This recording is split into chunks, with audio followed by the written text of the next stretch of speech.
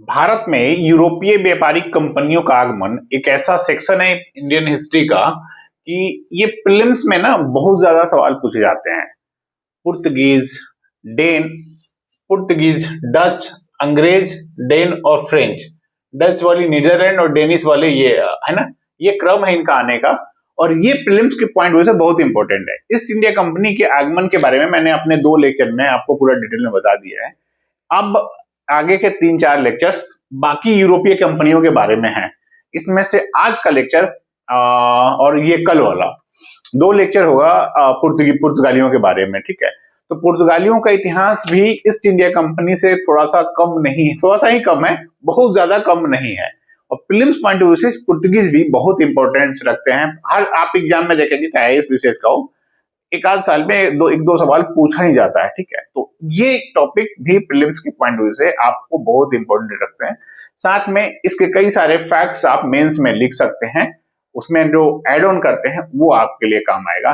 नमस्कार दोस्तों, मेरा नाम है शशि रंजन और आप जुड़ गए हैं सिविल सर्विसेज पीएमआई अकेडमी से। आप सबसे रिक्वेस्ट है कि प्लीज प्लीज प्लीज चैनल को सब्सक्राइब करिएगा, अपने दोस्तों के साथ शेयर करिएगा। चलिए बढ़ते हैं पुर्तगालियों के आगमन के बारे में और इनकी कहानी को समझते हैं। पुर्तगालियों के बारे में अगर आप एनसीईआरटी पढ़ें तो सबसे पहला नाम आता है वास्को डिगामा का। ठीक है, तो पुर्तगाली जब भारत आए, एक तरह से कहें कि वास्को डिगामा को कहा जाता है कि उसने भारत की खोज की। वास्को डिगामा ने क्या भारत की खोज की या क्या उसको भारत लाया गया या किसके कहें सहारे या किसका पीछा करते हुए भारत आया, इस पे मैं एक अलग वीडियो बनाऊंगा। फिलहाल हम केवल इस टॉपिक पे फोकस करते हैं। Vasco da Gama cape of good hope south Africa, Africa वाले जो तट है ना, वहां पहुंचा था, दक्षिण वाले हिस्से में। वहां से वो चला, अब्दुल मानिक एक व्यक्ति थे इनके सहयोग से, ये गुजराती व्यापारी थे, बेसिकली व्यापारी थे भारत के। इनके सहयोग से आता है कहां पे, 20 मई 1498 को कालीकट पहुंचता है। ये कालीकट पहुंचता है। और ये आप अगर भारत का देखेंगे नक्शा ऐसे साउथ वाला, तो ये वाला हिस्सा जो केरल का है पूरा यहां तक, और इधर तमिलनाडु का था, इसको कहते हैं मालाबार तट और इसको कहते हैं कोरोमंडल। तो वो कहां आता है, मालाबार तट में, कालीकट में। ठीक है, तो वहां पे जो स्थानीय नवाब थे, जो शासक था, वो जमोरिन था, उन्होंने उसका स्वागत किया। और एक्चुअली व्यापारियों का स्वागत किया जाता था उस समय पे भी, उसी में उसका भी स्वागत हुआ। लेकिन वहां पे पहले से ही अरब जो व्यापारी थे वो जड़ जमाए बैठे थे, उनका एक अधिकार था वहां के समुद्री व्यापार पे। तो अरबों ने विरोध किया, बट जमोरिन कहता है कि नहीं, ऐसा नहीं है, हम सबका स्वागत करेंगे। तो वास्को डिगामा का भी स्वागत किया गया। वास्को डिगामा आया कब, 20 मई 1498 को। कहां पे, कालीकट पहुंचता है। वापस गया 1499 में। वो दोबारा आता है भारत कब, 30 अक्टूबर 1502 को। 1503 में वापस चला गया। उसके बाद वो तीसरी बार भारत आता है 11 सितंबर 1524 को, 1524 11 सितंबर को। और 24 दिसंबर 1524 को उसकी मृत्यु होती है। कहां पे, कोचीन में ही, केरल के कोचीन में। और उसके बाद उसको ये एक्चुअली जब तीसरी बार आया था तो वायसराय बन के आया था। पहली बार वो एज ए व्यापारी आया था और तीसरी बार 1524 में वायसराय बन के आया था। कहां का, तो कहें पुर्तगीज का जो एम्पायर था यहाँ पे पूरे ईस्ट इंडिया में, साथ में ईस्ट एशिया में, तो उस पूरे एम्पायर का मैं आऊंगा, बताऊंगा भी एस्तादो द इंडिया के बारे में। तो उसका वायसराय बन के आया था। किंग जॉन थर्ड तृतीय थे उस टाइम पे वहां पे, राजा पुर्तगाल के, उन्होंने इसको वायसराय बना के भेजा था सितंबर में। और एक इंटरेस्टिंग फैक्ट इसी में जान लीजिए, 24 दिसंबर को इसकी मृत्यु होती है 1524 में। और इसकी जो मृत्यु होने के बाद कोचीन में मृत्यु होती है 1438 में। इसके बाद इसके कब्र को यहीं पे दफनाया गया। इसके बाद इसके कब्र को ले जाया गया पुर्तगाल वापस। ठीक है, मतलब कब्र को क्या उठा के, कब्र को खोद के और उसकी अस्थियों को वगैरह के ले गया गया। ठीक है, तो ये था इसकी पूरी कहानी। कालीकट वर्तमान में केरल के कोझिकोड जिले में है। कोझिकोड जिले का एक गांव है कापड़, उसका नाम है आज के डेट में, पुराना वो कालीकट का पुराना नाम था। ठीक है, ये था इसकी कहानी। और जब ये आया 1498 में और वापस गया 1499 में, तो इसने यहाँ पे काली मिर्च यहाँ से खरीद के ले गया, कुछ और मसाले भी ले गया, लेकिन काली मिर्च स्पेशली खरीद के ले गया। काली मिर्च क्यों ले गया, मसाले क्यों ले गया, यूरोपीय मसाले क्यों लाते थे? तो दोस्तों आपको याद होगा, आप ये समझिए यूरोप में आज भी सर्दियों के टाइम में काफी सर्दियां पड़ती हैं, तो वहां पे कई इलाके ऐसे होते हैं जहां पे सर्दियों के मौसम में लगभग 5-6 महीने बर्फ से पूरा ढका रहता है।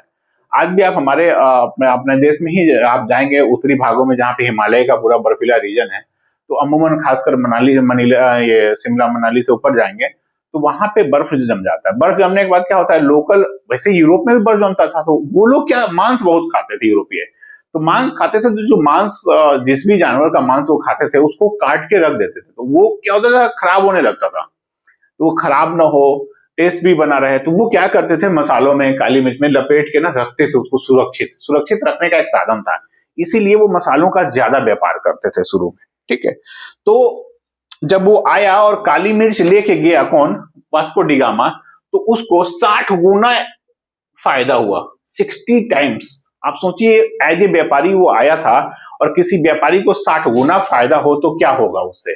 उससे ये होता है कि 60 गुना फायदा का मतलब ये समझिए कि कोई भी दूसरा जो व्यापारी था वहां का, पुर्तगाल वाला, वो उसकी नजर पड़ी उस पे कि भाई ये तो बहुत ज्यादा इनकम लेके आए, तो हम भी चलते हैं, तो एक होड़ सी लग गई।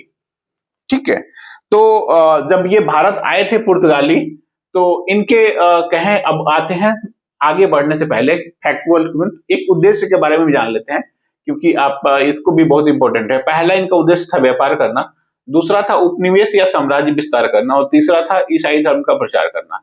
और भी कई सारे हिडन एजेंडा थे, उस पर अभी चर्चा नहीं करेंगे, फिलहाल ये रखते हैं। आगे बढ़ते हैं इसमें। अगला जो इसमें फैक्ट है वो यह है कि दूसरा जो पुर्तगाली था वो कौन था जो भारत आया था, तो वो था पेड्रो अल्ब्रेज कैब्राल। पेड्रो अल्ब्रेज कैब्राल ये नाम है इसका, ये दूसरा व्यक्ति था वास्को डी गामा के बाद जो भारत आया था। ठीक है, अब जब भारत ये लोग आए तो इसी बीच में इन्होंने कोचिन नामक जगह पे इन्होंने एक तरह से कहें कोचिन नामक जगह पे अपना एक ठीक ठाक कहें कि अपनी उपस्थिति दर्ज कर ली। उसके बाद वहां पे इन्होंने एक फैक्ट्री या कहें दुर्ग, पहला जो दुर्ग था इनका पुर्तगालियों का कहे पहली फैक्ट्री, तो कोचिन में ही इन्होंने अपनी पहली फैक्ट्री, पहला दुर्ग बनाया। ठीक है, तो ये आपको इंपॉर्टेंट है। कब बनाया, 1503 में। 1503 में कोचिन में इन्होंने अपना पहला दुर्ग बनाया।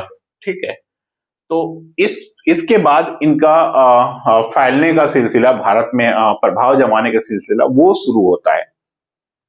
1503 में जब ये हो गया तो अब पुर्तगाली जो है, अब व्यापारी अलग अलग जो आ रहे थे छोटे छोटे, उनके बजाय पुर्तगालियों ने अब वायसराय आने लगे। वायसराय क्या था, तो पुर्तगालियों ने भारत के ही कुछ इलाके नहीं, पूरा जापान, ईस्ट एशिया कहें और इधर अफ्रीका में कहें, तो वहां से जो ट्रेड रूट्स आप अगर कल्पना करेंगे, तो पूरा अफ्रीका से लेके इंडिया का साउथ कोस्ट से लेके ईस्ट एशिया और जापान तक ट्रेड रूट्स पे कई सारे इन्होंने धीरे धीरे कब्जा कर लिया था। कुछ ऐसे ऐसे द्वीप थे जहां पे इन्होंने अधिकार बना लिया था, तो उसको कहते थे एस्तादो द इंडिया। एस्तादो द इंडिया,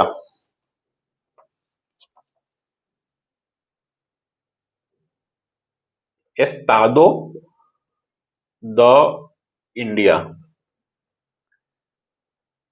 आमतौर पर एस्तादो द इंडिया को पुर्तगीज ईस्ट इंडिया कंपनी भी कहा जाता है। एस्तादो द इंडिया को पुर्तगीज ईस्ट इंडिया कंपनी, मैंने पहले ही बताया, ये लोग अफ्रीका से लेके और इधर ईस्ट एशिया और जापान तक, तो जो ये ट्रेड रूट्स था और या फिर कहें जो इनके द्वीप थे जापान तक छोटे छोटे, चाहे वो भारत में थे, तो इसका जो एक तरह से पुर्तगालियों के जो पूरे समुद्री साम्राज्य था यहाँ पे इंडिया और इसके आसपास वाले इलाके में, इसको पूरा नाम दिया गया एस्तादो द इंडिया।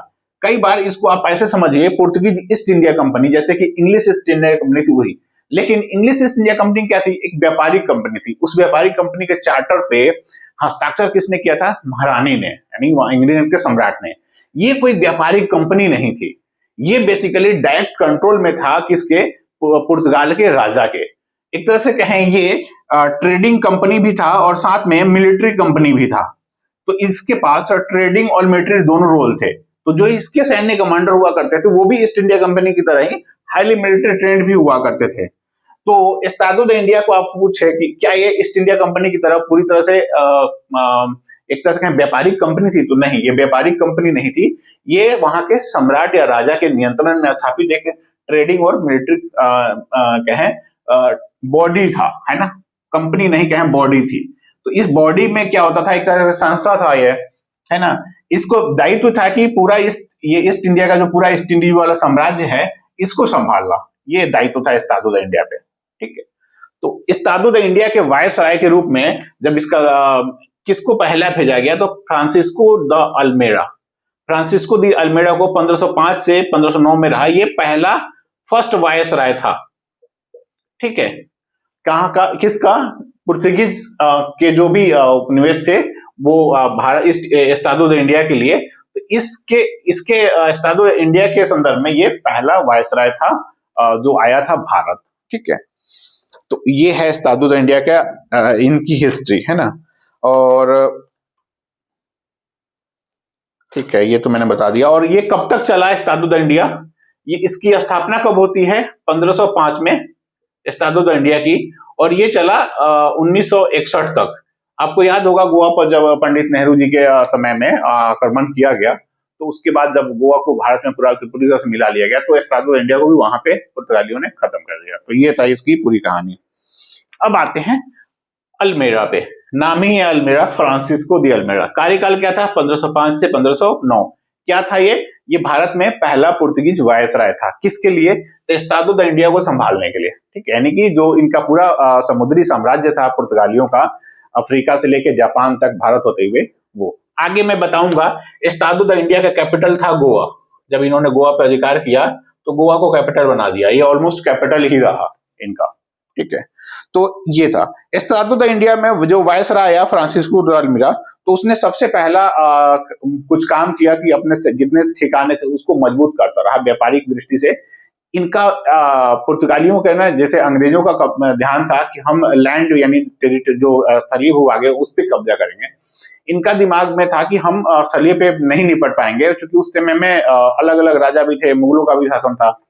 तो इन्होंने समुद्री व्यापार पे, जहाँ पे एक तरह से निर्वात खाली पूरा पड़ा हुआ था, वहां पे इन्होंने कब्जा जमाना शुरू किया। पूरी जो मैरीटाइम टेरिटरी है उसके स्वामी बने, ये छत्र स्वामी टाइप के, है ना। हालांकि उनकी लड़ाई होती है अंग्रेजों से, वो अलग चीज है, बट कई वर्षों तक ये एक छत्र राज बन के, इनका राज बन के रहा पूरे समुद्री व्यापार, खासकर अरब वाले में, जहां वो काटजा या काटजा अल्मेड़ा पड़ती चलाए थे। तो जब इसने आया अल्मेड़ा ने, तो इसने एक पॉलिसी लाई, उसको कहते हैं blue water policy. Blue water policy, इसको ध्यान रखिएगा, ये प्रीलिम्स में बहुत इंपॉर्टेंट फैक्ट है ये भी। ब्लू वाटर पॉलिसी क्या था, तो वही जब मैंने कहा कि पुर्तगालियों ने ध्यान दिया कि हम यहाँ पे क्या बोलते हैं, समुद्री वाले इलाके पे अपना ध्यान देंगे, टेरिटरी पे फोकस ना करके जो मैरीटाइम इलाका था उस पे फोकस करेंगे। उसको फोकस करने के लिए इसने ब्लू वाटर पॉलिसी अपनाया। इस पॉलिसी में क्या था, ब्लू वाटर पॉलिसी में, वो एक बार आप देख लीजिए। वो था कि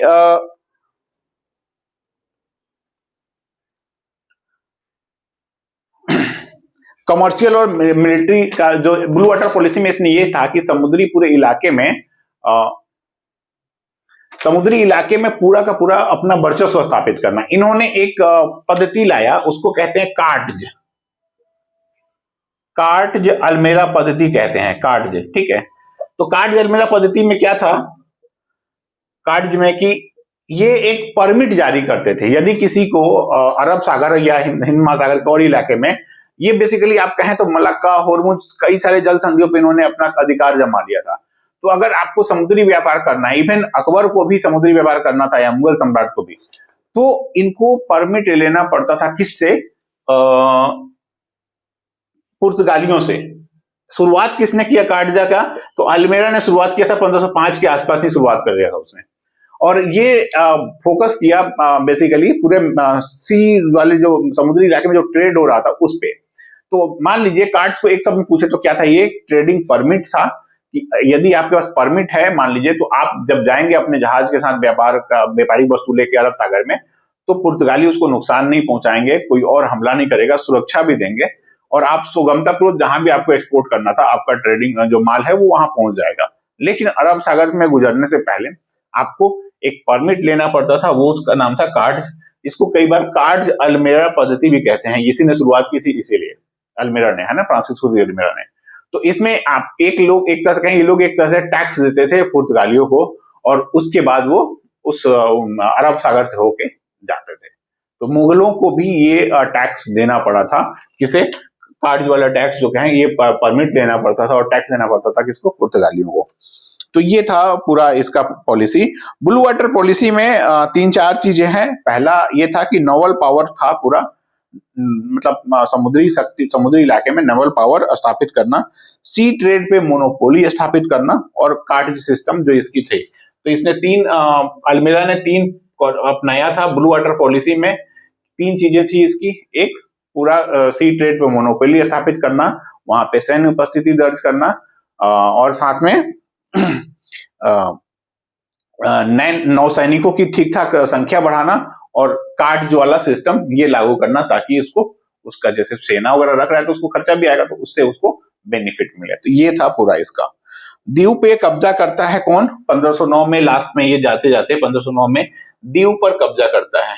दमन और दीव वाला अगर आप देखेंगे तो दीव वाले हिस्से में जो आज अब दादर एवं नागर हवेली का हिस्सा बन गया कहें तो, दमन, दीव, नागर हवेली, तो अब इनको सबको एक कर दिया गया है 2020 में, है ना, 2019 में बिल लाया गया था। तो दीव पे कब्जा करता है 1509 में किसने किया, अल्मीरा ने, ठीक है, 1509 में। तो ये भी प्रीलिम्स के पॉइंट से बहुत इंपॉर्टेंट फैक्ट है।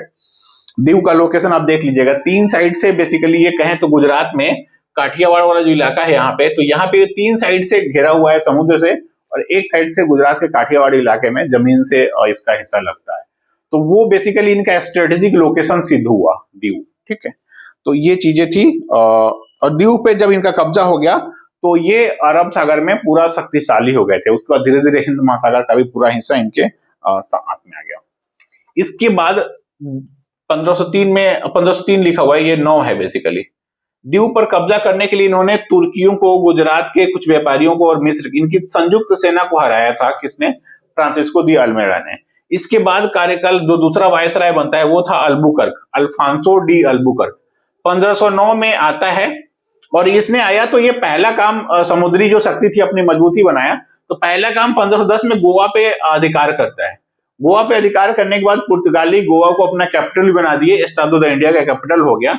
और ये 1503 में पुर्तगीज जो ये कंपनी थी, एस्टाडो द इंडिया जैसे जो बॉडी था, उसमें वो स्क्वाड्रन कमांडर के रूप में भर्ती हुआ था, ठीक है। तो ये अल्बुकर्क के बारे में कहा जाता है कि ये पुर्तगाली साम्राज्य का वास्तविक संस्थापक था।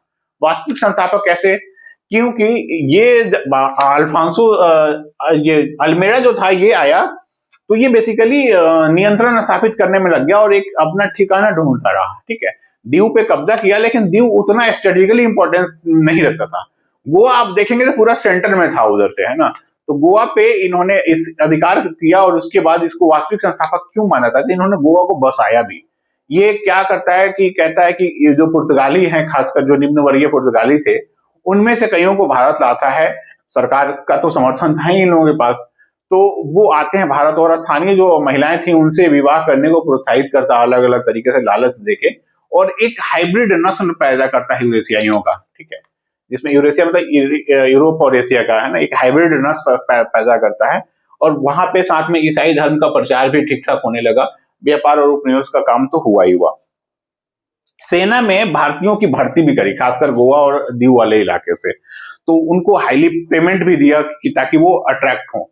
तो और इसके अलावा गोवा को कैपिटल बनाने में इसका बहुत बड़ा रोल था अल्फांसो दी अल्बुकर्क का, ठीक है। तो ये इसीलिए कहा जाता है कि ये वास्तविक संस्थापक था। जब वो यूरोपियों को भारत लाया था, खासकर पुर्तगालियों को, तो उनको अलग अलग काम थमाया, किसी को किसानी का काम थमा दिया, किसी को कारीगर बना दिया, किसी को लोकल ट्रेडर बना दिया, रिटेल व्यापार में लगा दिया, तो ये सब काम था। तो इसीलिए उसको कहा जाता है वास्तविक संस्थापक था। तो दोस्तों ये सब था इस ईस्ट इंडिया कंपनी के बारे, सॉरी पुर्तगाली ईस्ट इंडिया कंपनी या कहें एस्टाडो द इंडिया के बारे में। और इसके कुछ अभी इसका जो अगला पार्ट होगा, सेकंड पार्ट, वो नेक्स्ट लेक्चर में आप देखेंगे। तब तक के लिए आपसे रिक्वेस्ट है, प्लीज हमारे चैनल को सब्सक्राइब करिएगा, अपने दोस्तों के साथ शेयर करिएगा। एक और फैक्ट है आपको बता दें, इसमें काली मिर्च और हरी मिर्च का, जब ये आया था वास्को डी गामा भारत, तो ये काली मिर्च ले गया, तो काली मिर्च से इसने 60 गुना कमाया। लेकिन जब वो आया दोबारा तो वो क्या दिया, हरी मिर्च दे गया। आप हरी मिर्च खाते हैं, हर सब्जियों में डालते हैं लगभग। हरी मिर्च भारत का एक्चुअली कहें तो ओरिजिनल हम इसके उत्पादक नहीं रहे हैं, पुर्तगालियों ने इंट्रोड्यूस किया था भारत में, ठीक है। तो वो काली मिर्च ले गया और हरी मिर्च दे गया हमें, और आज भी हम हरी मिर्च का ठीक ठाक उपयोग करते हैं। मिलते हैं दोस्तों अगले वीडियो में, ठीक है, धन्यवाद।